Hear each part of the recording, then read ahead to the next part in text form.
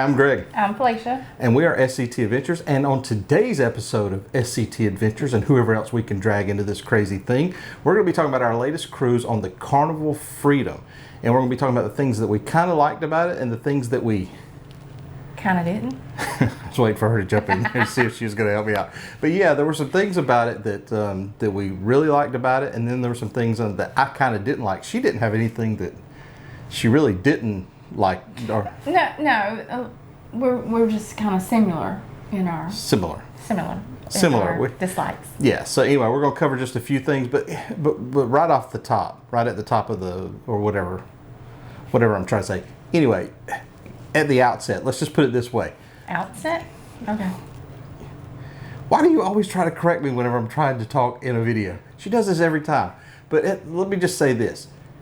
When we do these likes versus dislike videos, we always get comments about, well, I can't believe you went on a cruise and you had to complain about it. We're not complaining about it. There's nothing about this cruise ship that would keep us from going on it tomorrow or this afternoon if we could get there, if they were leaving today. But we love cruising. These are just some things that we're going to tell you to look out for, some things that we think Carnival maybe could improve upon. But anyway, let's jump right into the video.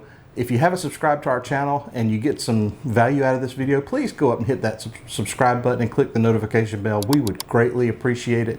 It helps our channel more than you ever know. It doesn't cost anything, and you always get your money's worth. And hit the thumbs up. Thumbs up. So anyway, let's jump right in. So the Carnival Freedom was launched on April 28, 2006. She's 110,000 gross tons. She has a guest capacity of 2,980 guests, and she's currently, at the moment we're recording this, sailing from Port Canaveral. Port Canaveral. Now they move her around quite a bit, or they move all the ships around, but right now she's sailing out of Port Canaveral.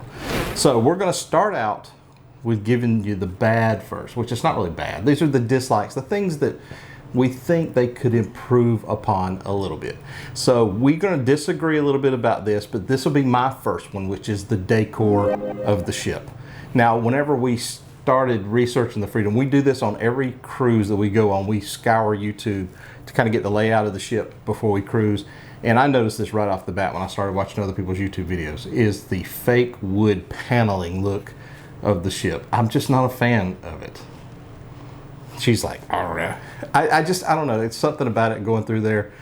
I don't know. Maybe it takes me back to my childhood or something. I don't know.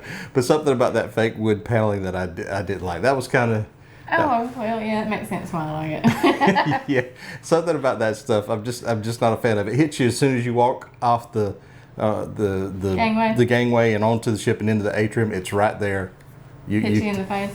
It did, but you can't miss it when you walk in. I'm just not a fan of it. It's still a beautiful ship. And maybe one day it'll get dry docked and then some of that will be changed out. But that was one of the things I didn't care too much for. Now, the next thing that I didn't care for, and I don't know how you felt about this. No, it didn't bother me. You struggled. You felt like a kid that was being picked on when we were in port. So up against another ship. Yes. So here's the thing. We all know, if you've watched any YouTube videos or paid attention to the news over the past year, that Carnival Freedom had an issue in port where the well tail caught fire, and people were sharing it. You know, it caught on fire, smoke, flames billowing everywhere, and they took it to Freeport and they did a little patch job on it, and so now it's just a stub. This well tail's a stub, all right, and so it looks like a cone. It is a cone. It looks very similar to the new ships that they have that they brought over from the I should know this, and I'm drawing a blank right now. Yeah, but from the Costa line that they have, they brought over a couple of those ships that they're not putting the well tail on. I hope that whenever they put it in dry dock next year, it's scheduled for a dry dock, that they will fix the well tail. I miss the well tail. She doesn't care. It's not a deal breaker. No.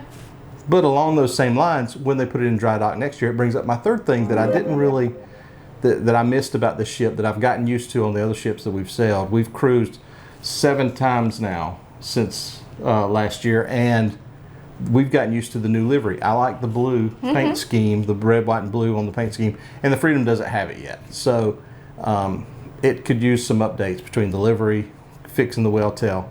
I like the new paint job. The Freedom doesn't have it yet. I'm sure that's coming as they phase all these in, but I missed that. And lastly, one of the things that I didn't like, and this was a big one. And it was one of mine as well that we agreed on. In fact, we had several people come up to us throughout. We even had some people that had knew us from the channel, had seen the channel before and talked to us, and they mentioned it was the smell on the ship. This ship, even the last day, I noticed they had fans out on every floor and every hallway trying to circulate air or something because of the smell. It was on every deck. Yeah. I mean, if you've cruised before, you're aware that sometimes you're going to have those kind of pungent smells, like especially when you're in port and they're changing things, but this was all the time, every time. Yep, it was probably the worst odor we've had on a ship so far. Still not a deal breaker. No. Jump on it tomorrow. It wasn't so pungent that I'm like, nope, not selling the Carnival Freedom again. But that was the worst of it. But here, those 4 things that I just named off as dislikes, those are the worst things I could think, and I had to, dig deep in my pea little brain here to come up with those. Yes, I said pea little brain. But throughout the ship, you could tell it's in need of some touch-up. Yeah, it's time for it to go into dry dock. And like I said, it's scheduled, I saw on the internet, it was scheduled next October, a little less than a year from now, to go into dry dock and maybe get some refurbishments. So anyway, but let's switch gears now and let's talk about the things that we really like. Now, Felicia came up with most of these because I was so focused on trying to come up with dislikes. Here's the likes. So here we go. Starting out with the thing that she really liked the most, which was? Red Frog Pub. She loves her Red Frog Pub. In fact, before we came in here to film this video, she had on a Red Frog Pub t-shirt. She loves the Red Frog Pub. That's gotten to be kind of a deal breaker for me on choosing a ship. Yes, we like to hang out. Any ship that we go on, especially on embarkation day, as soon as we get on the ship, everybody heads to Lido. We head Red Frog Pub. Red Frog Pub. We hang out there. It's usually air conditioned. There's usually not a lot of people in there on embarkation day. We hang out there, and then throughout the cruise, we just hang out there. Not because we're big drinkers or anything. It's just a cool place, cool vibe, music, games. And a little sitting area outside. Mm-hmm. It's a nice place to go to. But yeah, we do like the Red Frog Pub. In fact, we've got a group cruise coming up a year from now on the Carnival Glory, and I do not think the Glory has a Red Frog Pub. Carnival, can we get that fixed between now and next November? Can we? Mm-hmm. So anyway, that was one good thing. The next thing is one that I came up with. I think she had it on her list too. This was the best. One of the best. I think it was the best. I still like the Magic Band that we were on. Oh, man, they were good, but yeah. I'm telling you, this is right up there. This rock band. Drop in they're like, can y'all just tell us what it is? It was the rock band.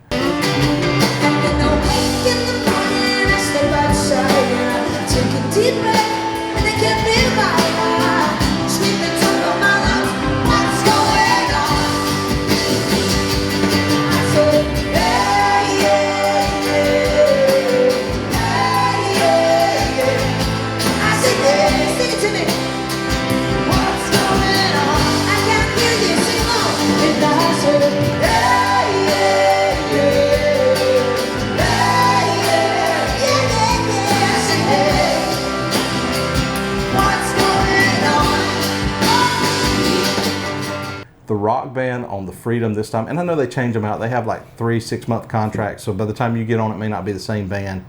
But this group that they had put together was phenomenal. I'll put some clips in here so you can hear them. They were great. Love the rock band. We spent so much time hanging out in the atrium, listening to them. They were phenomenal. So, if you like live music, usually they have a pretty good rock band.